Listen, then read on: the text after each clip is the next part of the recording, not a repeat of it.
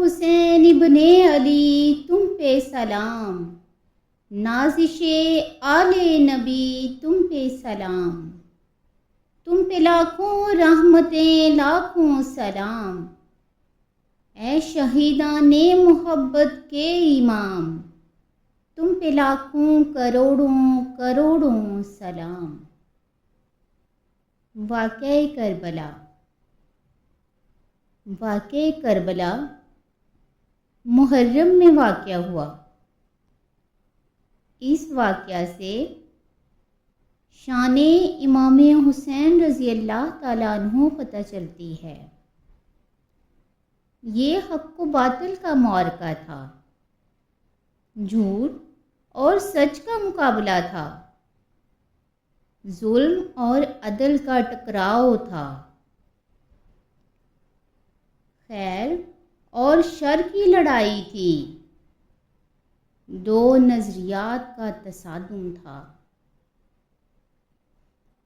ایک طرف حضرت امام حسین رضی اللہ تعالیٰ عنہ اور ان کے 72 جاں نثار ساتھی تھے، اور دوسری طرف یزید اپنی تمام تر قوتوں کے ساتھ موجود تھا۔ حضرت امام حسین رضی اللہ تعالیٰ عنہ سے مسلسل آخری وقت تک بیعت کا اصرار کرتا رہا، اور آپ رضی اللہ تعالیٰ عنہ آخری سانس تک یزید کی بیعت سے انکار کرتے رہے۔ حضرت امام حسین رضی اللہ تعالیٰ عنہ لڑائی کے لیے نہیں آئے تھے۔ اگر لڑائی کے لیے آتے تو بچوں اور خواتین کو ساتھ نہ لاتے۔ لڑائی کے لیے جن آلات کی اور جن ہتھیاروں کی ضرورت ہوتی ہے وہ بھی ساتھ نہ لائے تھے۔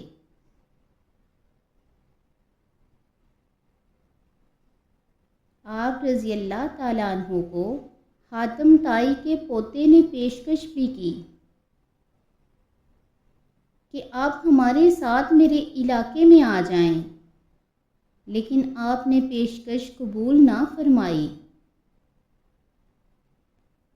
دشت کربلا میں حر بن یزید ریاحی 500 سواروں کو ساتھ لے کر حضرت امام حسین رضی اللہ تعالیٰ عنہ کو معزول کر دیتا ہے، اور پھر یزید کا لشکر وہاں جمع ہونا شروع ہو جاتا ہے۔ 22,000 یا 30,000 کا لشکر حضرت امام حسین رضی اللہ تعالیٰ عنہ کے گرد لگا دیا گیا، اور 3 دن تک پانی بند کر دیا گیا۔ 3 دن کی مسلسل پیاس اور پیاس میں بلکتے 6 ماہ کے بچے، خواتین اور بوڑھے، لیکن عزیمت کی راہوں کے یہ مسافر کسی صورت بھی یزید سے بیعت کرنے پہ آمادہ نہ ہوئے۔ یہ تو ایک ان کا ہیلا تھا کہ پانی بند کریں گے، بچے تڑپیں گے، بلکیں گے، روئیں گے، خواتین بے چین ہو جائیں گی تو یہ لوگ مجبور کر دیے جائیں گے۔ لیکن کہا کہ تم نے جو کرنا ہے کر لو، یہ بات تو طے ہے کہ ہم یزید سے بیعت نہیں کریں گے۔ پھر 3 دن پانی بند کرنے کے بعد حضرت امام حسین رضی اللہ تعالیٰ عنہ اور ان کے خاندان مقدس کو جس طرح شہید کیا گیا، یہ ایک دردناک داستان ہے جو سنانی بہت مشکل ہے، پڑھنی بہت مشکل ہے، سننا بہت مشکل ہے۔ انسان کا دل زاروں کی طرح روتا ہے۔ 72 افراد کربلا میں شہید کر دیے گئے۔ اہل حق کا یہ قافلہ بھوک اور پیاس سے نڈھال تھا۔ عظمتوں کے مسافر، حضرت امام حسین رضی اللہ تعالیٰ عنہ نے سر نہیں جھکایا اور یزید کے ہاتھ پر بیعت نہیں کی۔ امام حسین کے بیٹے، بھائی، بھانجے اور ساتھی، محبین سب شہید کر دیے گئے۔ 70 لوگ آپ رضی اللہ تعالیٰ عنہ سے پہلے شہید کیے گئے۔ پھر حضرت امام حسین رضی اللہ تعالیٰ عنہ شہید کر دیے گئے۔ کہتے ہیں ایک شخص نے امام حسین رضی اللہ تعالیٰ عنہ کی حفاظت کرتے ہوئے چھری سے ان لوگوں پر حملہ کیا تو وہ بھی شہید کر دیے گئے، حالانکہ وہ پہلے ہی زخمی تھے۔ یہ سب کرنے کے بعد بھی ان لوگوں کے غیظ و غضب میں کوئی فرق نہ آیا۔ ایک بدبخت نے حضرت امام زین العابدین رضی اللہ تعالیٰ عنہ کو، جو کہ بیمار تھے، 14 سال ان کی عمر تھی، خیمہ میں گھس کے ان کو بھی شہید کرنا چاہا۔ تو حمید بن مسلم نے کہا کہ کیا بچوں کو بھی شہید کر دیا جائے گا؟ وہ رک گیا۔ عمر بن سعد کے حکم سے مقدس لاشوں پر گھوڑے دوڑائے گئے، حتیٰ کہ ہڈیاں چور چور ہو گئیں اور شہیدوں کے سر نیزوں پہ چڑھائے گئے۔ فتح کے نعرے بجنے لگے، جشن منانے لگے، اور یہ قافلہ کربلا سے کوفے کی جانب رواں ہوا۔ اونٹوں پر حضور نبی کریم علیہ السلام کی شہزادیاں ہیں، ان کی بیٹیاں اور امام زین العابدین کو باندھا گیا ہے، اور یہ قافلہ کوفے پہنچتا ہے۔ ابن زیاد بہت خوش تھا کہ جیسے اس نے بہت بڑا کام کر لیا ہو۔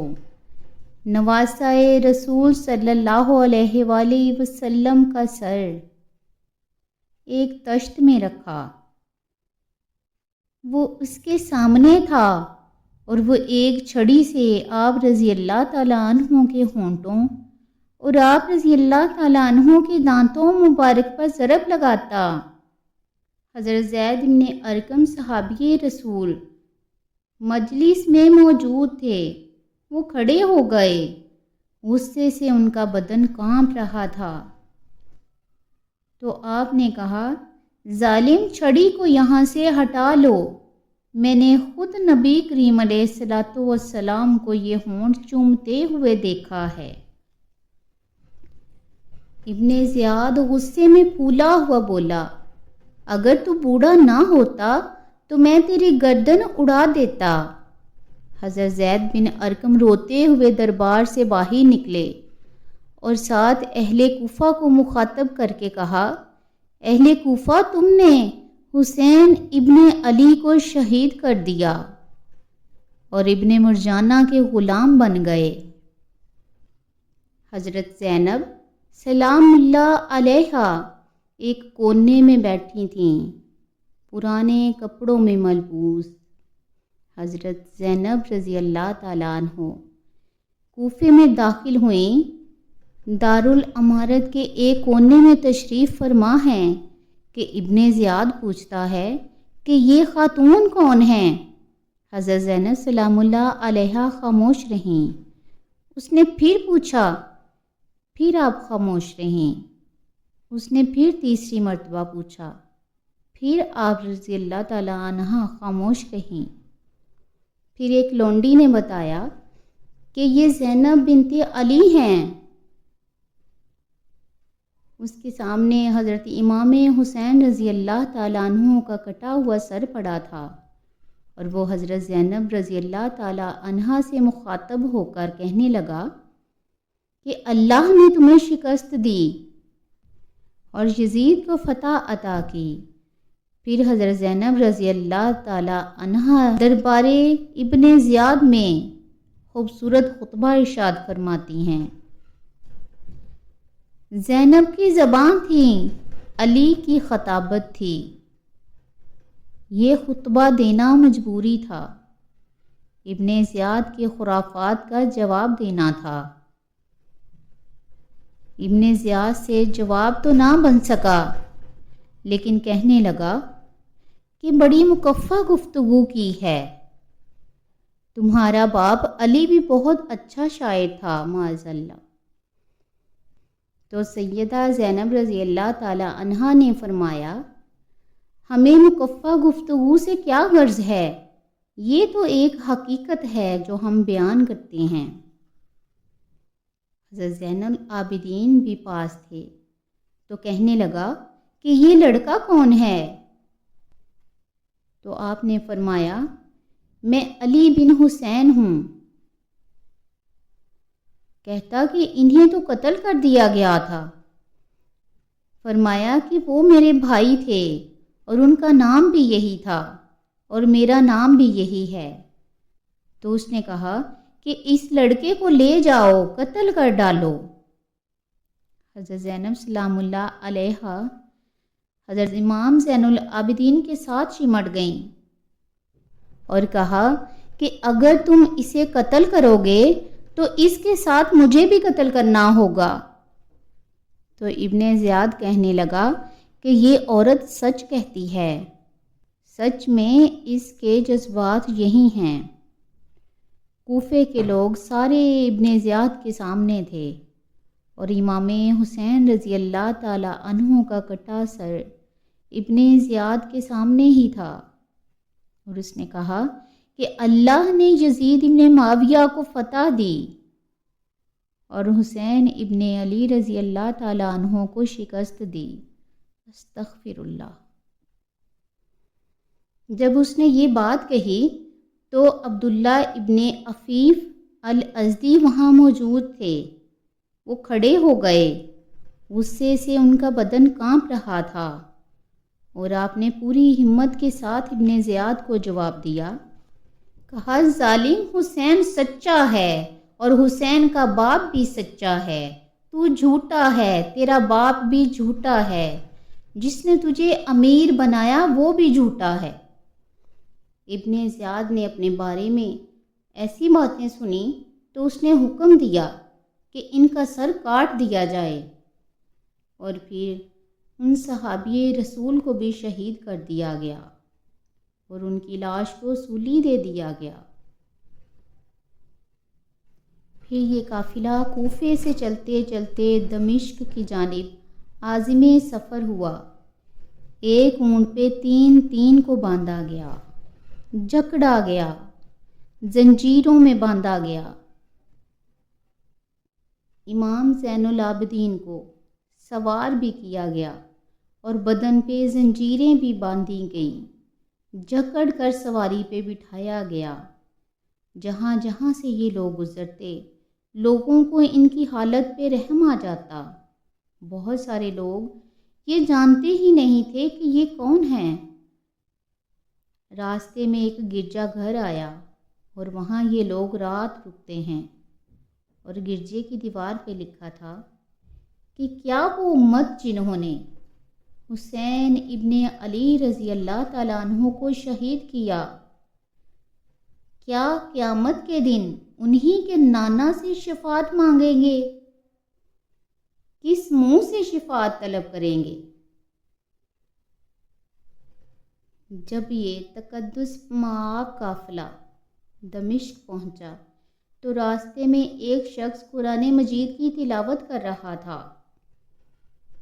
وہ شخص چھت پہ بیٹھا ہوا تھا اور تلاوت قرآن مجید کر رہا تھا، اور یہ قافلہ اس طرف جا رہا تھا کہ شہیدوں کے سر نیزوں کے نوک پہ تھے، اور پاک بیبیاں اور امام زین العابدین اونٹوں پہ تھے۔ قرآن مجید کی تلاوت کرنے والا تلاوت کر رہا تھا کہ کہف اور رقیم، یہ ہماری نشانیوں میں بڑی عجیب نشانیاں ہیں۔ تو جب وہ پڑھ رہا تھا کہ سر حسین رضی اللہ تعالیٰ عنہ سے آواز آئی کہ اے قرآن پڑھنے والے، اصحاب کہف سے زیادہ عجیب میرا قتل کرنا ہے اور سر نیزے کی نوک پہ چڑھایا جانا ہے۔ یہ قافلہ یزید کے دربار میں پہنچتا ہے۔ یزید بہت خوش ہوا اور اس نے حضرت امام زین العابدین سے کہا کہ تمہارے باپ نے میری حکومت کے خلاف بغاوت کی اور وہ اپنے انجام کو پہنچا۔ تو آپ رضی اللہ تعالیٰ عنہ نے جواب میں قرآن مجید کی آیات کی تلاوت کی اور اہل بیت اطہار کے فضائل بیان کیے۔ سیدہ زینب سلام اللہ علیہا کا خطبہ اہل بیت کی عظمت اور ان کے مناقب اور فضائل میں یزید کے دربار میں اپنی انوکھی ہی شان رکھتا ہے۔ یزید پہلے تو بہت خوش ہوا، لیکن جب اس نے لوگوں کے چہرے دیکھے تو پریشان ہو گیا، حتیٰ کہ یزید کے دربار میں ایک نصرانی سفیر آیا ہوا تھا۔ تو اس نے جب کٹے ہوئے سر دیکھے اور خستہ حال سادات کی شہزادیاں دیکھیں تو اس نے کہا کہ یہ کون لوگ ہیں؟ تو اسے بتایا گیا۔ جب بتایا گیا تو اس نے بڑے افسوس کا اظہار کیا، کہا کتنے بد نصیب لوگ ہو، ہمارے پاس تو حضرت عیسیٰ علیہ السلام کے گدھے کا کھر موجود ہے اور ہم اسے بھی عزت کی جگہ پہ رکھتے ہیں، اسے بھی احترام دیتے ہیں، تعظیم دیتے ہیں، اور تم کتنے بدبخت ہو کہ اپنے رسول کے نواسی کو ہی شہید کر دیا۔ تو جب یزید نے لوگوں کے تیور دیکھے اور حالات کو بدلتے ہوئے دیکھا تو اس نے افسوس کا اظہار کیا اور کہا کہ اللہ برا کرے ابن زیاد کا۔ اگر وہ امام حسین رضی اللہ تعالیٰ عنہ کو راستہ دے دیتا اور میرے تک پہنچنے دیتا تو میں ان سے اچھا معاملہ کر دیتا۔ اس بات سے کچھ لوگ تو یزید کو بری الذمہ قرار دے دیتے ہیں، لیکن یہ سب یزید کی اپنے حکم سے ہی ہوا، وہ تو صرف لوگوں کو دکھانے کے لیے کہہ رہا تھا تاکہ لوگ کہیں کہ اسے تو کچھ معلوم ہی نہیں۔ کہتے ہیں کہ جب یزید مرا تو ابن زیاد دمشق آ رہا تھا، اس کے ساتھ مسافر بن شریح بھی تھا، تو اچانک وہ کچھ سوچنے لگا۔ تو مسافر ابن شریح نے کہا کہ ابن زیاد میں تمہیں بتاؤں کہ تم کیا سوچ رہے ہو؟ تو کہتا بتاؤ۔ تو مسافر ابن شریح نے کہا کہ تم یہ سوچ رہے ہو میں نے نواسہ رسول صلی اللہ علیہ وآلہ وسلم کو شہید کیوں کیا؟ تو کہنے لگا کہ یہ مجھے یزید کا حکم تھا، اور اگر میں نواسہ رسول کو شہید نہ کرتا تو وہ مجھے قتل کر دیتا۔ اور جب مسلم بن عقبہ کو مدینہ منورہ پر ان کی حرمت کو پامال کرنے کے لیے بھیجا اور حضرت عبداللہ ابن زبیر کی خلافت کے اعلان کے بعد مکہ مکرمہ پر حملے کیے، جو کہ یزید نے ہی بھیجا تھا، تو اس سے قبل اس نے ابن زیاد سے کہا تھا کہ یہ کام تم کرو۔ تو ابن زیاد نے جواب دیا کہ میں نے تمہارے کہنے سے نواسہ رسول صلی اللہ علیہ وآلہ وسلم کو شہید کر دیا ہے، اور پہلے ہی یہ برا کام کر چکا، اب نواسہ رسول صلی اللہ علیہ وآلہ وسلم کو شہید کرنا اور کعبۃ اللہ کی حرمت کو پامال کرنا، یہ دونوں چیزیں میں جمع نہیں کروں گا۔ اور اس نے بادشاہ کے حکم کا انکار کر دیا۔ تو یزید نے ابن زیاد کو حضرت امام حسین رضی اللہ تعالیٰ عنہ کو شہید کرنے کا حکم دیا تھا۔ اس سے صاف پتہ چلتا ہے، اس سے یہ بات بھی معلوم ہوتی ہے کہ قاتل بے شک پشیمانی کا اظہار بھی کرے، بعد میں افسوس کا اظہار بھی کرے۔ مقتول کی اہمیت تو اس سے بڑھ سکتی ہے، لیکن قاتل کے دامن سے قتل کا داغ نہیں دھو سکتی۔ اس سے صاف پتہ چلتا ہے کہ امام حسین رضی اللہ تعالیٰ عنہ کا قتل کرنا یزید کو نظر آ رہا تھا کہ مجھے بہت مہنگا پڑے گا۔ آخرت تو اس نے برباد کر ہی لی تھی۔ اسے یہ تھا کہ اب دنیا بھی برباد ہو جائے گی اور حکومت بھی قائم نہیں رہے گی۔ اب اس نے کہنا شروع کر دیا تھا، خدا برا کرے ابن مرجانہ کا کہ وہ راستہ دے دیتا اور امام حسین رضی اللہ تعالیٰ عنہ کو میرے تک آنے دیتا تو میں ان سے اچھا معاملہ کرتا۔ امام زین العابدین سے کہنے لگا کہ آپ کچھ فرمائیں۔ تو آپ رضی اللہ تعالیٰ عنہ نے 3 چیزیں ارشاد فرمائیں۔ ایک تو یہ کہ ہمیں خیریت سے مدینے بھیج دو۔ دوسری بات کہ قاتلان حسین کو ان کے کفر کردار تک پہنچاؤ۔ اور تیسری بات، مجھے دمشق کی جامعہ مسجد میں خطبہ جمعہ کی اجازت دے دو۔ تو یزید نے کہا کہ میں مدینے بھی خیریت سے پہنچاؤں گا اور خطبہ جمعہ کی بھی اجازت دوں گا، لیکن قاتلان حسین کو کافر کردار تک پہنچانا میرے بس میں نہیں ہے، یہ ممکن نہیں ہے۔ اس سے صاف پتہ چلتا ہے کہ وہ خود اس میں ملوث ہے۔ اگر خود وہ یہ کام نہ کرواتا تو ضرور وہ قاتلان حسین رضی اللہ تعالیٰ عنہ کو ان کے کافر کردار تک پہنچاتا۔ اسی لیے اس نے یہ شرط قبول ہی نہیں کی۔ جس طرح ابن زیاد نے حضرت امام حسین رضی اللہ تعالیٰ عنہ کے ہونٹوں پر چھڑی سے ضربیں لگائی تھیں، بالکل اسی طرح یزید نے بھی آپ رضی اللہ تعالیٰ عنہ کے ہونٹوں پہ چھڑی سے ضربیں لگائیں۔ حضرت امام زین العابدین مسجد دمشق میں گئے اور لوگ جمع ہیں۔ امام زین العابدین منبر پر جلوہ افروز ہوئے اور خطبہ دیا اور فضائل و مناقب اہل بیت بیان کیے، تو لوگوں کے سینوں میں اہل بیت کی محبت جوش مارنے لگی۔ یزید ڈر گیا کہ اگر کچھ دیر خطبہ جاری رہا تو کہیں ایسا نہ ہو کہ لوگ میرے خلاف اٹھ کھڑے ہوں۔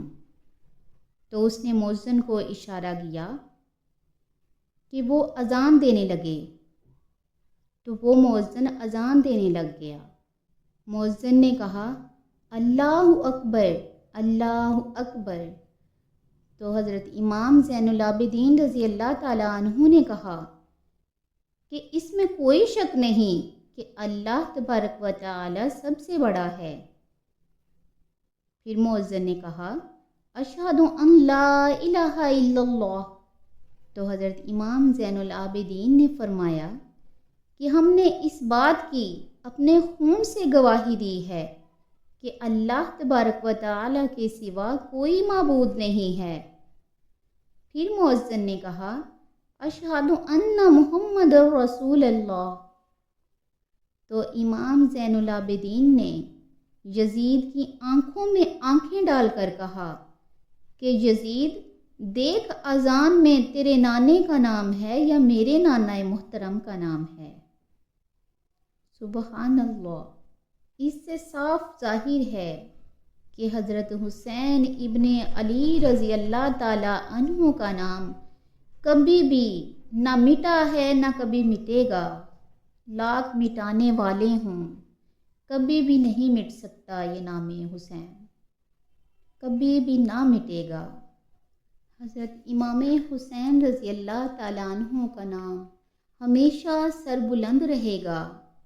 یزید نے امام حسین رضی اللہ تعالیٰ عنہ کو راستے سے تو ہٹا دیا، اس کا خیال تو یہ تھا کہ یہ باغی ہیں اور میں ان کو کچل ڈالوں گا۔ حضرت امام حسین رضی اللہ تعالیٰ عنہ شہید کر دیے گئے، ان کا خاندان شہید کر دیا گیا۔ صرف 14 سال کے حضرت امام زین العابدین رضی اللہ تعالیٰ عنہ کو اس حادثے میں چھوڑا، اور سب سے زیادہ دکھ تو انہوں نے اپنی آنکھوں سے دیکھے۔ کربلا کا منظر بھی دیکھا، کوفے کا منظر بھی دیکھا، دربار یزید بھی دیکھا، اور پھر یہاں سے مدینے پہنچ کر اہل مدینہ کا جو سامنا ہوا وہ سب دیکھا۔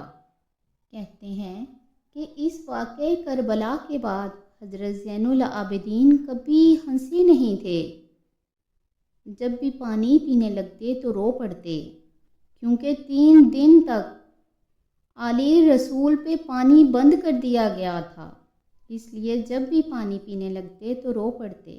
حضرت امام زین العابدین کا رنگ زرد پڑ جاتا جب بھی کربلا کی یاد آتی، اور بعض اوقات شہر سے دور چلے جاتے اور وہاں ہی خیمہ لگا لیتے اور مہینوں وہاں ذکر و فکر اور عبادت میں مشغول رہتے۔ حضرت امام زین العابدین رضی اللہ تعالیٰ عنہ کے ہاتھوں میں ہتھ کڑیاں لگا کے، باندھ کے، پاؤں میں زنجیریں ڈال کے، اونٹوں پہ بٹھا کے، اونٹوں کے ساتھ باندھ کے شہیدوں کی لاشوں پہ گزارا گیا۔ جب شہیدوں کی لاشوں پہ گزارا گیا تو آپ پر غشی طاری ہو رہی تھی۔ وہ گھڑیاں کتنی دردناک ہوں گی۔ حضرت امام زین العابدین رضی اللہ تعالیٰ عنہ اپنے بابا کا سر نیزے پہ اپنے سامنے دیکھتے ہیں۔ اس وقت رات کی گھڑیاں تھیں اور آپ رضی اللہ تعالیٰ عنہ کے آنسو نہیں رک رہے تھے، تو حضرت زینب سلام اللہ علیہا آپ رضی اللہ تعالیٰ عنہ کو اپنے آغوش میں لے کے فرماتی ہیں کہ کیا ہوا؟ حضرت امام زین العابدین رضی اللہ تعالیٰ عنہ فرماتے ہیں کہ پھپھو، کیا تھوڑی دیر کے لیے میرے بابا کا سر میری گود میں نہیں آ سکتا؟ وہ وقت کس قدر دردناک تھا۔ جب درد زخم حد سے بڑھ جاتے ہیں تو حضرت امام زین العابدین مدینہ کی طرف منہ کر کے حضور نبی کریم علیہ السلام کی بارگاہ میں ہوا کے ہاتھوں پیغام بھیجتے ہیں، کیونکہ حضرت امام زین العابدین نے سارا دکھ بھرا معاملہ اپنی آنکھوں سے دیکھا تھا۔ امام زہری کہتے ہیں کہ ولید کے زمانے میں امام زین العابدین رضی اللہ تعالیٰ عنہ کو پھر پکڑ لیا گیا اور ان کے ہاتھوں میں دوبارہ ہتھ کڑیاں لگائیں گئیں، پاؤں میں بیڑیاں ڈالی گئیں۔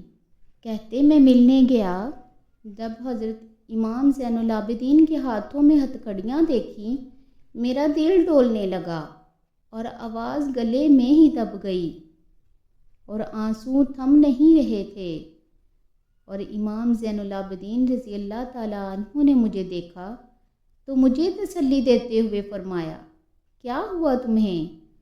تو میں نے کہا، حضرت کربلا میں تھوڑے دکھ تھے اور اب یہ حالت، مجھ سے یہ دیکھا نہیں جا رہا۔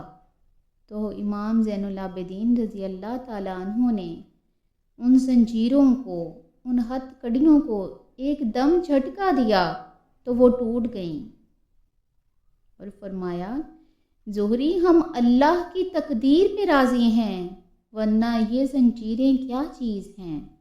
وہ جو حوض کوثر کے مالک ہیں، وہ جو جنتوں کے سردار ہیں، وہ جو چاہتے اللہ پاک نے وہی کر دینا تھا۔ جس طرح لوگ طائف والے حضور نبی کریم علیہ السلام کو تنگ کیا کرتے تھے، تو حضرت جبرائیل علیہ السلام کو رب تعالیٰ نے بھیجا تھا کہ اے نبی، اگر چاہتے ہیں تو ان پہاڑوں کو ان پہ گرا دیا جائے۔ تو نبی کریم علیہ السلام نے فرمایا تھا کہ نہیں، شاید ان لوگوں کی نسلوں میں سے مسلمان ہو جائیں تو یہ اللہ کی تقدیر پہ راضی ہونا ہے۔ انہوں نے دکھ برداشت کر کے، تکلیفیں دیکھ کے اللہ کو راضی کیا ہے، ورنہ جو بھی طلب کرتے اللہ پاک نے وہی عطا فرما دینا تھا، کیونکہ وہ تو جنتوں کے سردار ہیں۔ امام زین العابدین کو اللہ تعالیٰ نے عزتوں سے نوازا تھا۔ ولید بن عبد الملک بنو امیہ کا بہت بڑا طاقتور حکمران تھا۔ ایک دن طواف کرنے کے لیے حجر اسود کے سامنے آیا۔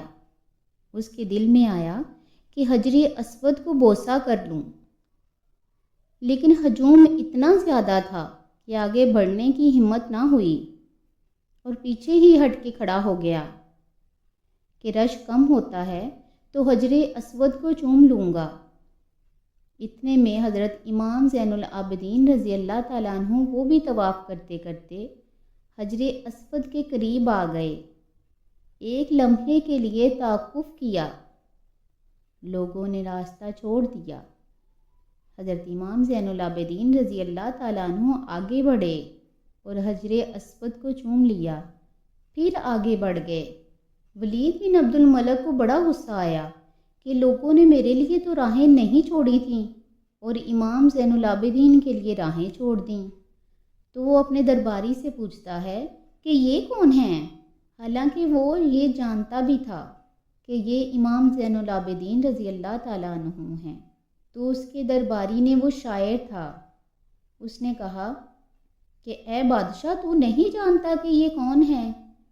اس کو تو بتا کہ ریزے ریزے بھی جانتے ہیں، اس کو زمین والے بھی جانتے ہیں اور آسمان والے بھی جانتے ہیں۔ یہ فاطمہ کا بیٹا ہے، یہ علی کا شہزادہ ہے، یہ رسول اللہ صلی اللہ علیہ وآلہ وسلم کا نواسہ ہے۔ بادشاہ تو کچھ اور ہی سوچ رہا تھا کہ جواب میں مجھے کچھ اور ہی ملے گا، لیکن جب اس نے شان اہل بیت سنی تو اس نے درباری کو غصے میں آ کے جیل میں ڈلوا دیا۔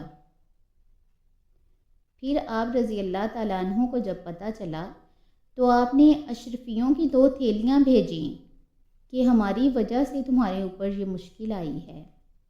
تو اس نے تھیلیاں قبول کیں، ان کو چوما، آنکھوں پہ لگایا، پھر خادم کے ہاتھ دیتے ہوئے کہا، امام کو میرا سلام دے دینا اور کہنا میری ساری زندگی ان پیسوں کے لیے ہی تو گزری ہے۔ یہ جو میں نے قصیدہ لکھا ہے جو کہ اہل بیت کی شان میں ہے، یہ تو آپ کے نانا کی شفاعت کے لیے لکھا ہے۔ حضرت امام حسین رضی اللہ تعالیٰ عنہ کو تو انہوں نے شہید کر دیا کہ یہ ہماری حکومت میں آتے ہیں، یہ پیغمبر کے کلمہ پڑھنے والوں نے ہی کیا ہے۔ وہ سب مسلمان ہی کہلاتے تھے، لیکن جس ذات کا کلمہ پڑھتے ہیں انہی کے نواسہ کو شہید کر دیا، ان کے خاندان والوں کو شہید کر دیا، اور یزید نے یہ سب کچھ کیا، اور یزید کا اپنا بیٹا ہی بعد میں تخت پہ بیٹھنے کے لیے تیار نہ تھا۔ اس کے اپنے بیٹے نے ہی کہہ دیا تھا کہ میں ایسی حکومت ہرگز نہیں کروں گا جو نواسہ رسول صلی اللہ علیہ وآلہ وسلم کو شہید کر کے لی گئی ہو۔ آج جو کچھ بھی دیا ہے وہ سب نبی کریم علیہ الصلاۃ والسلام کی آل ہی نے دیا ہے۔ یزید حکومت کو بچا کر بھی کچھ نہ دے سکا، اور ہمیشگی کی ذلت اس کے مقدر میں آئی۔ اس نے دنیا بھی برباد کی اور اس نے آخرت بھی برباد کر لی۔ اس کے برعکس حضرت امام حسین رضی اللہ تعالیٰ عنہ کا نام ہمیشہ سے ہے اور ہمیشہ رہے گا۔ آل نبی کی عظمت اور ان کی شان ہمیشہ سے ہے اور ہمیشہ رہے گی۔ وہ آج بھی زندہ و جاوید ہیں۔ انہوں نے باطل کے آگے سر نہیں جھکایا، انہوں نے باطل کو نہیں مانا، باطل کی بیعت نہیں کی، انہوں نے سچ اور جھوٹ میں فرق بتا دیا۔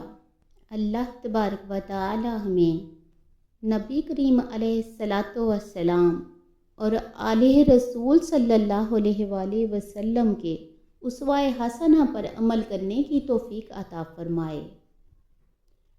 اللہ تبارک و تعالی ہمیں دونوں جہانوں میں سرخرو فرمائے اور اسوہ شبیری پر عمل کرنے کی توفیق عطا فرمائے۔ شاعر نے لکھا ہے کہ ایسا بادشاہ حسین ہے، میرا بادشاہ حسین ہے، یہ بات کس قدر حسین جو کہہ گئے معین الدین کہ دین کی پناہ حسین ہے۔ انہوں نے سر نیزے پہ چڑھا کے بھی نبی کریم علیہ السلام کے دین کو سر بلند ہی رکھا۔